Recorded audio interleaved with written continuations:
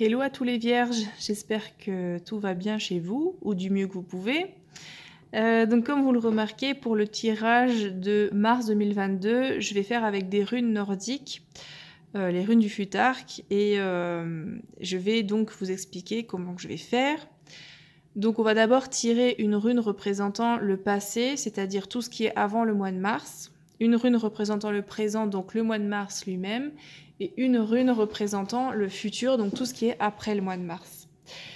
Pour mélanger, j'ai pas de sac, j'en ai un mais qui est trop petit pour mes doigts, donc je vais mélanger devant moi, en cachant bien sûr le tas de runes. Si jamais, comme moi, les runes, ça fait pas très longtemps, ça fait que 2 ans à peu près que je m'y intéresse, je suis loin de tout savoir. Si vous vous y connaissez mieux que moi, n'hésitez pas à écrire en commentaire votre propre interprétation ou même à la garder pour vous. Simplement, voilà, moi j'interprète du mieux que je peux. Donc on commence pour le passé, donc l'avant mars 2022, pour les vierges donc.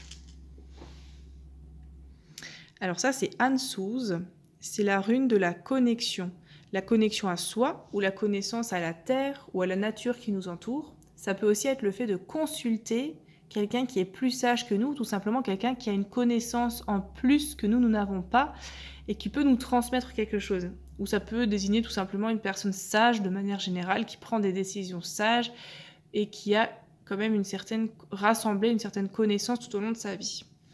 Pour le moment, pas d'interprétation, j'attends d'avoir tiré les deux autres. Alors, on va regarder pour le mois de mars lui-même, toujours pour les vierges. Où est-elle? Alors ça, c'est Geibo. J'espère que je prononce correctement, Geibo. Alors Geibo, c'est une rune qui nous parle d'échange, de réciprocité peut-être aussi. Il y a Jera aussi qui parle de réciprocité, mais là, c'est vraiment la réciprocité entre les relations, les échanges. Voilà, je dis quelque chose de très basique, quelqu'un t'invite à manger, tu l'invites en retour un mois plus tard, enfin voilà, c'est juste un exemple. On dit aussi toujours, il ne faut pas attendre en retour quand on donne.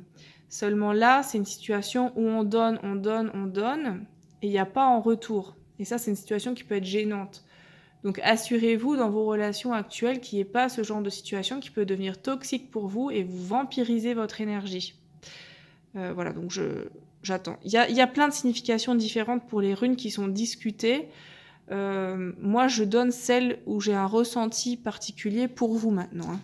Les vierges pour le tirage là. Ensuite, le futur, l'après-mars. Ça y est, je l'ai.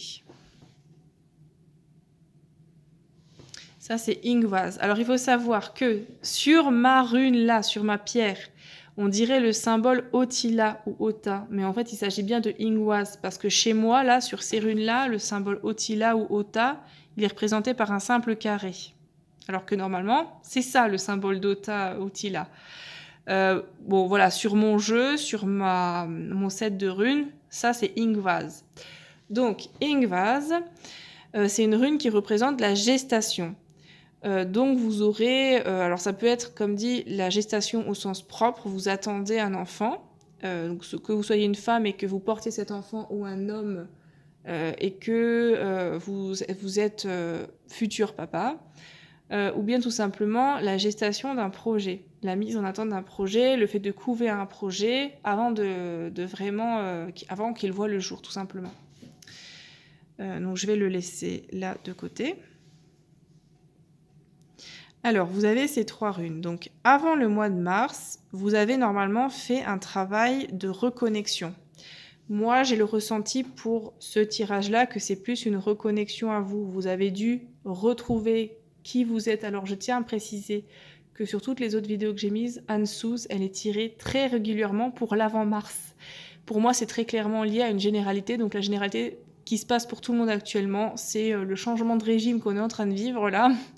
Enfin, ce qui se passe, c'est un peu bizarre. J'ai pas envie de rentrer là dans le débat politique, mais je pense que c'est clairement lié au fait qu'on a été déracinés pour la plupart d'entre nous, mais c'est pas grave. On est déracinés pour s'enraciner après ailleurs, et le fait de nous avoir bougé, c'est peut-être pas plus mal parce que ça nous aura appris des choses, même si ça peut être vécu de manière violente. Donc là, vous recherchez une reconnexion à vous-même ou à la terre pour vous enraciner de nouveau dans quelque chose de stable. Je vois même pour vous peut-être un changement d'environnement, c'est-à-dire vous avez dû déménager, quitter le lieu où vous viviez avant, vous y avez été contraint, et là vous recherchez à vous enraciner, à mettre vos énergies dans ce nouveau lieu. Ou tout simplement, ça peut être à l'intérieur de vous-même. Geibo qui est un échange, une réciprocité, là au mois de mars. Pardon, excusez-moi, j'ai un peu bougé la caméra. Là, je vois pas tout de suite de lien avec celle de Anne Souz, celle juste avant. Simplement, pour moi, une mise en garde, attention aux relations que vous allez avoir autour de vous. Alors, est-ce que c'est dans le nouveau lieu de vie où vous êtes à présent, ou le nouveau milieu professionnel, ou est-ce que c'est parmi de nouveaux amis que vous avez pu avoir ?